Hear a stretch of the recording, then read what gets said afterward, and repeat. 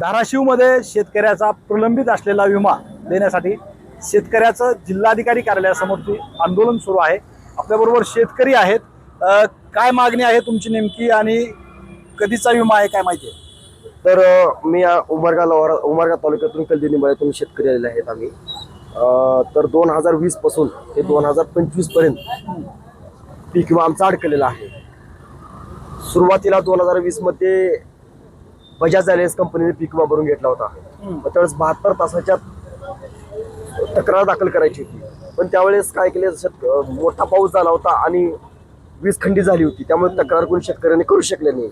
मग त्यावेळेस उच्च न्यायालयाने बजाज अलायन्स कंपनीच्या विरोधात निकाल दिला, शेतकऱ्याच्या बाजूने निकाल दिला की 226 कोटी रुपये तुम्ही वाटप करा म्हटल्यानंतर आपले सन्माननीय शेतकरी नेते अनिलदादा जगताप साहेब यांच्या नेतृत्वाखाली आम्ही आंदोलन केल्यानंतर सर्वोच्च न्यायालयामध्ये विमा कंपनीनं धाव घेतली। सर्वोच्च न्यायालयामध्ये उद्या 6 तारखेला त्याची सुनावणी आहे।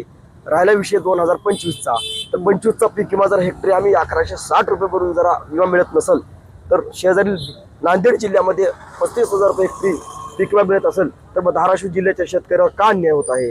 आज साहेब तसं बघायला गेलं तर खरीपाच्या पेरण्या आता जवळ आलेल्या आहेत। आज शेतकरी हवाल दिला आहे। आज सावकाराच्या दारात शेतकऱ्याला उभा राहावं लागत आहे। मग शेतकऱ्यावरती एवढा अन्याय का? तर पीक विमा कंपनी तातडीने शेतकऱ्याला विमा द्यायला पाहिजे। जर 13 मे पर्यंत जर शेतकऱ्याला 2025चा पीक विमा नाही मिळाला, तर 14 मे रोजी नारंगवाडी येथे उमरगा तालुक्यातील नारंगवाडी येथे रस्ता रोको आंदोलन करून आम्ही पीक विमा कंपनीला विमा घेतल्याशिवाय स्वस्थ बसणार नाही। सांगा नेमकी टेक्निक बाब काय आहे याच्यातली? तुम्ही म्हणताय की काही न्यायालयाचे पण आदेश आहेत, काही विमा प्रशासनाकडे आहे, काही विम्याची रक्कम जी आहे ती विमा कंपनीकडे आहे। नेमकी काय बाजू आहे? आज या ठिकाणी धाराशिव जिल्ह्यातील शेतकऱ्यांना सोबत घेऊन 2020 आणि 25 मधील थकीत पीक विमा नुकसान भरपाईच्या संदर्भामध्ये आपण धरणे आंदोलन केलेले आहोत। जर 2020चं बघितलं तर 2020 मध्ये या जिल्ह्यासाठी बजाज अलायन्स कंपनी होती। 9,48,990 अर्जदार शेतकऱ्यांनी पीक विमा भरला होता। मात्र त्यावेळेस 72 तासात पूर्वसूचना दिल्या नाहीत, हे तांत्रिक कारण देऊन बजाज अलायन्स पीक विमा कंपनीने केवळ 56,000 शेतकऱ्यांना 79 कोटी रुपयाचं वाटप केलं गेलं होतं।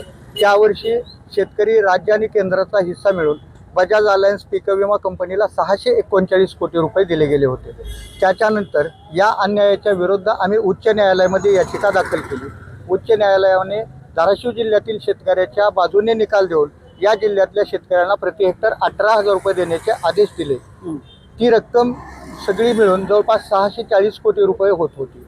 त्याच्यानंतर कंपनी सुप्रीम कोर्टात गेली, त्याही वेळेस शेतकऱ्याच्या बाजूने निकाल लागला। एवढं होऊन देखील आत्तापर्यंत धाराशिव जिल्ह्यातल्या शेतकऱ्याला केवळ 376 कोटी रुपयाचं वाटप केलं गेलं होतं।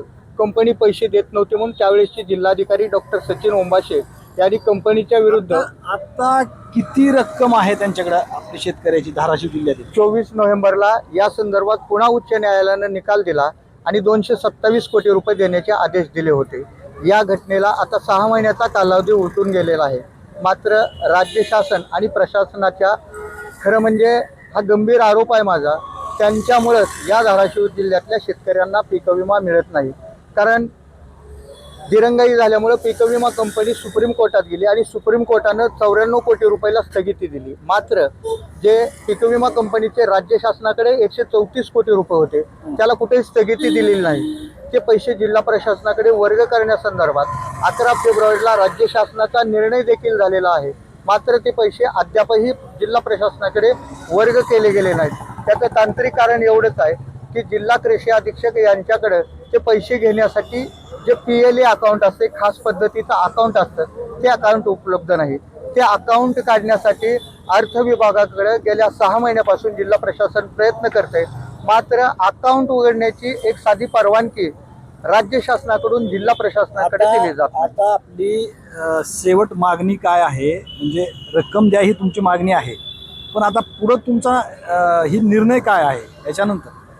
जर आम्हाला 13 मे पर्यंत पीक विमा कंपनी, जिल्हा प्रशासन, राज्य प्रशासन ज्यांची जबाबदारी असेल त्यांनी 13 मे पर्यंत जर धाराशिव जिल्ह्यातल्या शेतकऱ्यांना 2020चे 227 कोटी रुपये आणि चालू वर्षाचा 600 कोटी रुपयाचा पीक विमा नाही दिला गेला, तर या जिल्ह्यामध्ये रस्ता रोको आंदोलनाची मालिका आम्ही तयार करणार आहोत। त्याची सुरुवात 14 मेला नारंगवाडी तालुका उमरगा जिल्हा धाराशिव येथे रस्ता रोको आंदोलन करून होईल आणि त्याच्यानंतर या जिल्ह्यातल्या प्रत्येक तालुक्याच्या ठिकाणी आपण रस्ता रोको आंदोलन करू आणि त्याही नंतर आम्ही आमचा आंदोलनाचा लढा अधिक तीव्र करू. मात्र कुठल्याही परिस्थितीमध्ये शेतकऱ्यांना न्याय मिळवूनच देऊ.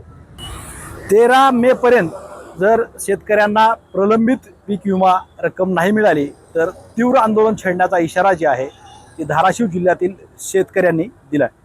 श्रीराम क्षीरसागर, U9 मराठी, धाराशिव.